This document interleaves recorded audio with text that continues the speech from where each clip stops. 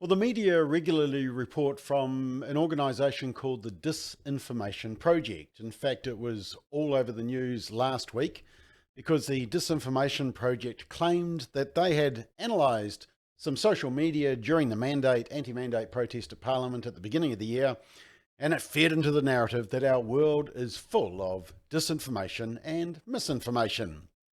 And the media really love those two terms at the moment. And in fact, so do the politicians. Just to break that down, that doesn't seem to be prevalent amongst more of our 50 plus. It does seem to be our younger people.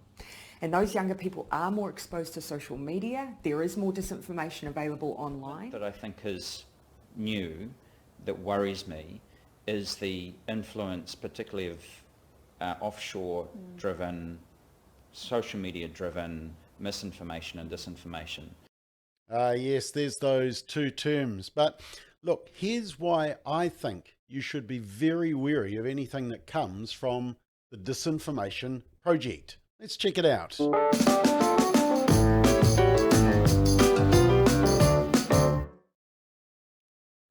So their website says the Disinformation Project is an independent research group studying misinformation and disinformation in Aotearoa, New Zealand. Since February 2020, we've used mixed methods approaches to analyse and review the seed and spread of information disorders and their impact on the lives of New Zealanders. Now, according to the website, the director of this unit has a Masters of Art from Waikato University in 19th century American literary culture, and her principal research area is the historiography, is that how you say it, of the history of science with a focus on the cultures and subcultures of science, gender in science history, and narrative and complexity, and is a PhD candidate through Victoria University. Lots of red flags there in my view. But in their latest research paper, which got stacks of media attention, as I said, as the lead story, they say the Parliament anti-vaccine mandate protest was a significant online and offline event in Aotearoa, New Zealand. Offline, its physical presence captured the attention of the nation and fueled debates about ideas of legitimate protest in New Zealand, and online its data signatures showed never seen before popularity with misinformation, disinformation, and extremist thought. Now, before we look at some of this latest report, they released a report earlier this year, and here's what it said. It said, the most recent COVID-19 outbreak and the vaccine are highly visible, potent symbols used to push various far-right and conservative ideologies around issues such as free speech, faith, Christian evangelical or Pentecostal, abortion, euthanasia, cannabis law reform, families and family structure, LGBTQIA plus rights including conversion therapy, immigration, race and gender. Wow, what a shocking list of despicables and deplorables. Apparently, advocating these pro-family, pro-life and moral issues is all about disinformation. And if you oppose the government's agenda, well, that's misinformation or disinformation or one of the two. And they conclude, the ecologies and spread of mis and disinformation point to a broader threat, that COVID-19 and vaccination are being used as a kind of Trojan horse for norm setting and norm entrenchment of far-right ideologies in Aotearoa, New Zealand.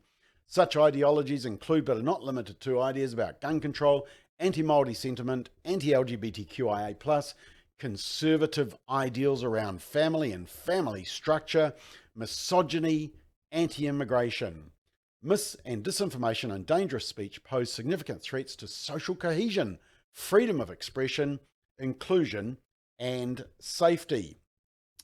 So that gives you a pretty clear picture of their worldview. So in the latest report from last week, well, the first amusing thing is that there is actually another definition to add.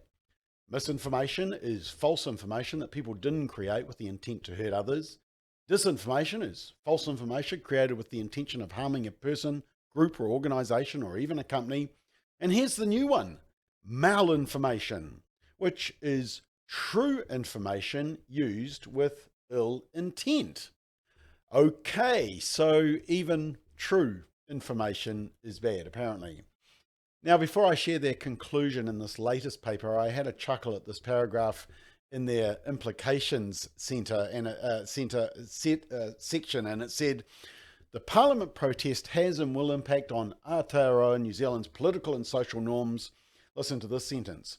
The divergent perceptions of the protest by protesters themselves and the subsequent splintering of narratives around provenance, purpose, presentation, and pertinent productions have profound implications for social cohesion and the way difference is negotiated online and offline. Woo! Well, apart from the brilliant alliteration in that paragraph, the P's, what does that actually say? What does it even mean? But look, read this quote. It says in highlights, key mis- and disinformation producers affirm and promote an idea of Aotearoa New Zealand that pulls away from progressive values of social inclusion, justice and equity that are increasing in social and political discourse. Instead, they long for systems that promote New Zealand European identity, traditional gender roles, and a patriarchal family structure. Ooh, traditional family structure, nasty. Now, here's the ironic bit. As you can see, I'm struggling to take this all it's serious at all. But they say that they draw from the theoretical approaches of Jacques Ellul, I think is how you say it, Ellul, a French philosopher, sociologist, lay theologian, and professor who identified two main forms of propaganda vectors, strategic messaging and tactical messaging. And they talk about that in the paper, and this is the book that it is based, Propaganda, the Formation of Men's Attitudes, and it's from 1965. And an interesting observation that he makes is that the more an individual is exposed to current affairs in the news, and the more one tries to keep up with the cycle of it, the more susceptible one becomes to the negative influence of propaganda, which could be even more pronounced with the ever-present now of immersive 24-hour television news and online news source. Let me quote from his book. He says, because the person is immersed in current affairs, this man has a psychological weakness that puts him at the mercy of the propagandist. For propaganda can suggest, in the context of news, a group of facts, which becomes actuality for a man who feels personally concerned. Propaganda can then exploit his concern for its own purposes. Look, as you can see, propaganda can come from all quarters, online, news channels, even friends. Some people think that I give out propaganda, but it's our job to research and sift out the fake stuff and find the credible stuff. That's called discernment. The problem for the Disinformation Project is that within possibly some very valid facts and research, there is a clear underlying narrative, ideology and bias which clouds their judgment. They clearly disagree with a morally conservative or traditional worldview. They've made that very, very obvious. That's why the media love them. And that's why you should treat the Disinformation Project's information with extreme caution.